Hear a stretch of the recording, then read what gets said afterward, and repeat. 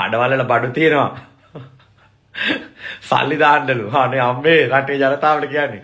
උඹලා කාට සල්ලි දැම්මත් කවන්නේ. අර දේවාල පිස්සිරේ උඹලා අර ඇට දෙකේ මෑණිටම සල්ලි දාන්න එපා. හොඳම කෙන් ටිලන් පන්නල කෙලවගෙන ඉන්නේ. කඩවල බඩු තියලා සල්ලි දාන්නලු ගිහින් දෙන්නලු. හොඳට දායි. හොඳට දායි උඩ තට්ටුවත් හදාගනි. කපටි මිනිස්සු කාට සල්ලි දුන්නත් රටේ ජනතාවට මම කියන්නේ මට බැන්නත් කවන්නේ. ඔය දේවාල ගෑනිටයි අර නපුසකෙකිටයි නම් සල්ලි දෙන්න එපා සතපා. දෙනවනම් උන්ට කියලා ශ්‍රම දානයද කරන්න කියන්නත් කොළඹ මිනිස්සු ඕන තරම් කරන්න ගිහිල්ලා ඕක අසල පොඩ්සිච් එක ඇන්කර් පැකට් අතක ගායනවා. මම දැනි මේවා දැක්කේ.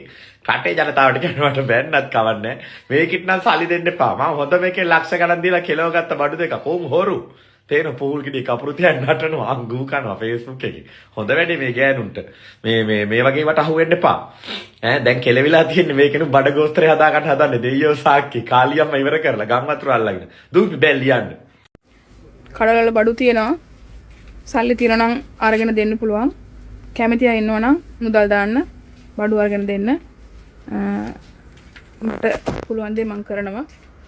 මේ තියෙනවා බඩු අපේ කඩවල වල. යවන මේ එකතු කරන මධ්‍යස්ථාන වල දෙන්න පුළුවන්.